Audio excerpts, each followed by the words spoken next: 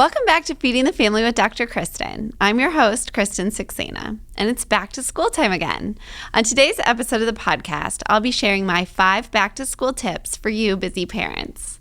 Welcome to Feeding the Family with Dr. Kristin, where we help you navigate the challenges of feeding your family and learn about the role food plays in our health and relationships. Feeding and food relationships can be stressful, confusing, and even destructive. I'm Kristin Saxena, a pediatrician and mother of 4 who's been researching and sharing what I've learned about feeding for over 10 years. In this podcast, I'll share my experience and expertise to help our kids and ourselves with everyday survival tips for real parents. This podcast is about progress, not perfection. So let's get started. I'm not gonna lie, I kinda love going back to school, and I always have. But it may not be for the reasons you might think. Sure, by the end of a relatively wild and free summer, I can definitely start to see how the kids and I could benefit from a little more structure in our days. A summer of extreme togetherness does tend to lead to a few more sibling squabbles than usual. And summers for me are really not very productive, but they are fun. Truly though, the first day of school has always felt to me like New Year's Day, the ultimate fresh start. And as opposed to New Year's Day, where many of us adults prepare in the worst way possible, such as staying up till the wee hours only to wake up hungover, still in full makeup and a party dress. Don't act like you've never done it. We usually prepare for the first day of school, my real New Year's Day, by getting a good night's sleep, purchasing fresh supplies, maybe some new outfits, waking up early, eating a good healthy breakfast. Maybe I'm a weirdo, but I kind of love Mondays and the first day of the month. And so it should come as no surprise that there's something so inspirational and motivating to me about the first day of school. This year, my kids will be starting the 8th, 6th, 4th, and 2nd grades. I can hardly believe it. But between my own experience as a student, going through many, many first days, and my experience as a busy parent who has now been through many first days of school, I wanted to share with you my 5 favorite tips to help you get a successful start to the school year. Number 1 is remember that going back to school is a big transition for everyone. Okay, so I told you how much I love going back to school, but in full transparency, the truth is that I actually have very mixed emotions about it. While an opportunity for a fresh start is definitely my jam, I'm looking forward to a little more structure and routine and all the things I'll be able to accomplish during the school year. I also have been through enough of these to know that it won't be long before I miss the relaxed summer schedule, later wake-up times, and let's face it, the true joy of seeing those kids' faces day in and day out. And, of course, the mixed emotions I feel as a mom pale in comparison to what the kids go through. For kids, going back to school, or maybe even going to school for the first time, means a huge change in routine. While most kids do, at least on some level, benefit from getting back to a little more structured environment and are often eager to see the friends that they may have seen little over the summer months, the truth is that each school year brings more academic and social challenges. For some kids, this can be very anxiety-provoking. The school year tends to be a more rigorous and demanding schedule. These challenges are different for each child, but almost universal and true whether it's the first day of preschool or the last year of college. And remember that this is a transition for all of you. This is where I like to focus on the idea of new beginnings and a fresh start. I suggest that you model and share this excitement with your child to help them with the transition. However, make sure you hold space and recognize that it's totally normal to have mixed emotions. Excitement and anxiety often coexist. Help your kid realize that it's okay to be excited to see your friends and sad that you won't see your family all day at the same time. Remind yourself that it's okay to feel like you need a little break from your kids and that you might cry because you miss them during the day at the same time. Feelings are weird that way, but it's normal. With all transitions, don't expect to have it all figured out on the very first day. Starting a new grade at school is a lot like starting a new job.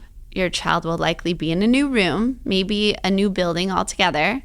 And a new teacher is like having a new boss, and being with a new group of students is like having new coworkers. Some of your new friends will be great, and some will be hard to work with. My mom used to always say that your only real duty on a first day is to learn where the bathroom is located. Although it's probably a good idea to try to get a little more acclimated than that, I always thought that that was a good reminder that you don't need to feel like you have it all figured out on the first day. And it's a good reminder for kids and parents. Just ease in. First days are always a little overwhelming, and it's a process that'll take a little trial and error before you figure out exactly what works best. My second tip is to give your child one more independent responsibility. So no matter what, your child is exactly 1 year older than they were at this time last year. And that means that they're almost definitely capable of doing something for themselves that maybe you had to help them with last year.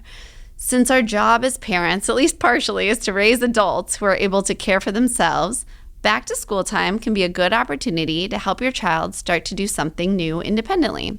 This, of course, will totally depend on the age or maturity level of your child. And as we discussed before, back to school is a time of transition and often mixed emotions. So I wouldn't suggest any complete life overhauls. Instead, pick one small thing that you feel confident that they can do. This may be something as simple as having your child put their own toothpaste on their toothbrush, set out their own clothes for school the night before, or set their own alarm to wake themselves up in the morning. They can learn to pack their own lunch, brush their own hair, fill their own water bottles, or even for older kids, maybe be in charge of getting their own homework done without having to be supervised. You know your kid best, and I highly recommend picking a task you feel confident that they can succeed at. Talk to your child about it, come up with something you're both excited about, and the idea is really to set up so that it's a win for everyone. One less thing that you do as a parent, and one more thing that they can feel confident about achieving independently. My third tip is to start prepping a couple weeks before. This one always sneaks up on me somehow every year. But like most things, a little preparation goes a long way. At least at our house, bedtimes, wake-up times, and certainly shower schedule and frequency during the summer looks quite a bit different than what they look like during the school year. So about 2 weeks before school starts, it's a really good idea to start transitioning to the early bedtimes and earlier wake-up times that you'll want to have during the school year. Keep in mind that school-age kids need 9 to 12 hours of sleep each night, even though most kids often get less than 7 to 8 hours. Even teenagers need 8 to 9 hours of sleep, and the transition back to school hours can be even more challenging for them, as early wake-ups and early bedtimes often contrast drastically with their natural circadian rhythms. In addition to getting to bed on time and getting your early AM routines down, if possible, help your child start practicing whatever new independent skill or responsibility you're planning on having them take over for the new school year. Doing a few dry runs before the first day starts to come around will really help you work out those kinks. Finally, mentally prepare by simply talking to your child about the first day of school and how they're feeling about the new year. Do your best to leave space for all the feelings. While I have a tendency to try to do my best to fix my kids' problems or try to allay their fears or concern, often the best way to help them is to validate their feelings and give shared experience. If they share concerns about schoolwork or social situations, it might be best to share a story about how you had the same concerns or struggles when you were in school. And maybe even now.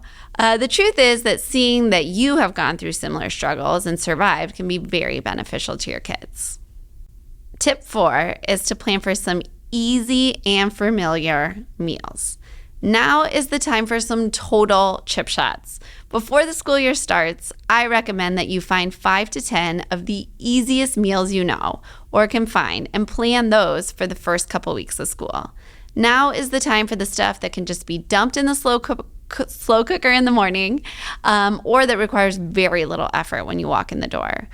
I love trying new foods and recipes, but now is probably not the time. Starting school means a lot of new things for you and your kids. Sometimes having the comfort of old familiar foods at home can really mean a lot to a child who's had to deal with a lot of new challenges throughout the day.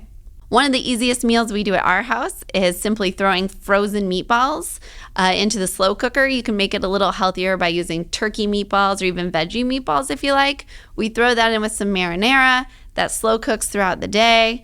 And then for dinner, you can either boil some noodles and make spaghetti, spaghetti and meatballs, or you can put them on a hoagie bun, top it with some mozzarella cheese, put it under the broiler for a few minutes, and make these delicious meatball subs. So you combine that with a simple salad, and you have a very quick and relatively healthy dinner.